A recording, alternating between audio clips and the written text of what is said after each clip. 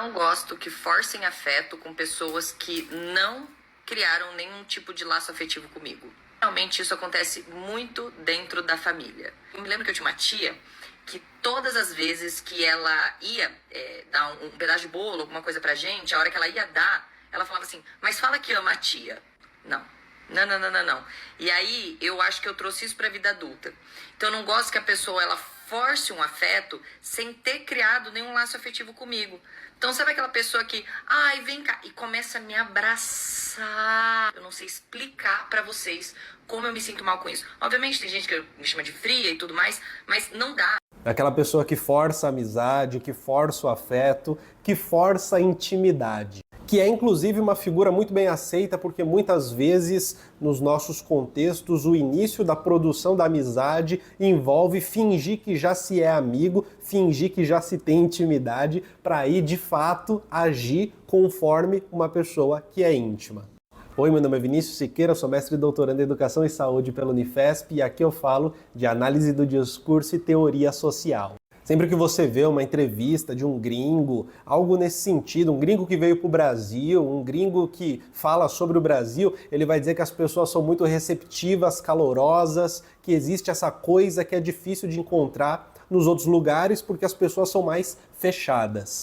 Vão dizer, sei lá, a pessoa vem da Europa, dos Estados Unidos, da Ásia, vai dizer que talvez é mais fácil fazer amizade no Brasil do que nesses outros locais, porque nesses outros locais as pessoas são, e eles dizem, usam o termo, né, são mais fechadas, eles usam o termo que é utilizado no Brasil para falar sobre isso.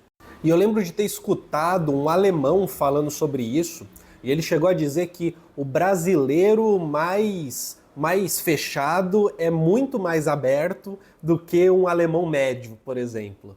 Essas coisas têm seu preço.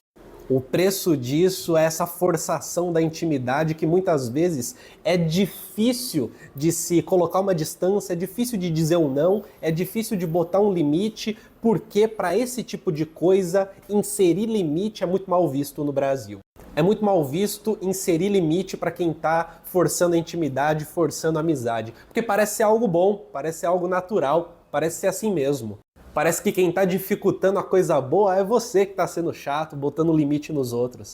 Deixa eu aproveitar e mandar um recadinho rápido. Participe da comunidade do Colunas Tortas, tem acesso ao nosso grupo exclusivo do WhatsApp, em que a gente troca uma ideia sobre crítica social, teoria social, algo mais próximo, a gente se diverte junto e tem acesso a vídeos exclusivos e a todas as lives que acontecem aqui no Colunas Tortas. Assim você contribui para o canal continuar vivo, contribui para que eu continue fazendo esse trabalho e ganhe acesso a elementos exclusivos só para membros. Agora bora continuar com o vídeo.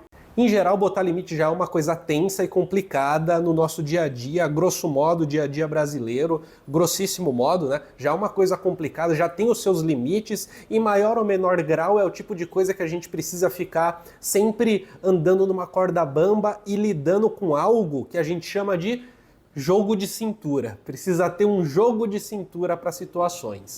E é óbvio também que isso gera situações onde estrategicamente, nas relações interpessoais, é possível de se manipular situações para causar constrangimento, forçando a amizade, forçando a intimidade, forçando a boa vontade do outro e por aí vai. Esse é um dos preços que se paga de viver num lugar em que, se você tem 40 anos de idade e resolve ir no bar e você desenrola um pouquinho, né? Provavelmente você vai trocar ideia com algumas pessoas, provavelmente você vai ter ali uns colegas de bar que você vai conseguir trocar ideia independentemente, sabe, de quem seja. E é óbvio que tal tipo de intimidade forçada pode causar uma sensação ruim, né? Pode causar um desconforto muito forte, mas eu acho que essa é a sina da pessoa que costuma botar limite, né? Que é em momentos em que se percebe que é estrategicamente ruim para você, vai pegar muito mal botar um limite, a sina é ter um jogo de cintura infinito. É gastar todo o carisma com a forçação de barra. E a forçação de barra, mesmo que se veja que está sendo desconfortável, ela é bem aceita. Ela é muito bem aceita.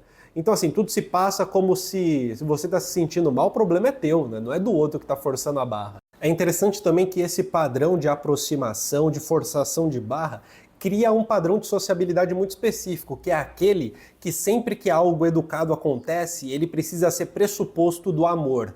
Ou seja, não tem como existir a educação pela educação, a civilidade pela civilidade. Ela precisa ser preenchida por uma sensação ou por um pressuposto de que existe uma sensação de um amor, de um afeto maior, uma coisa que está para além da civilidade do cotidiano. E aí, se a gente se encontra na rua, de repente, a gente tem algumas tensões e a gente se cumprimenta, é falsidade, porque a gente, obviamente, não se ama. Esse tipo de padrão, quando ele acontece, faz com que a gente perca algumas nuances, né? Algumas delicadezas das diversas possibilidades das interações humanas e das possibilidades de manutenção de um clima bom, um clima agradável, um clima sem forçação de barra, um clima em que ninguém está exigindo coisa de ninguém, assim, absurda. E principalmente um clima de adultos que não precisam necessariamente ocupar um espaço em que eles não foram chamados. Tudo bem?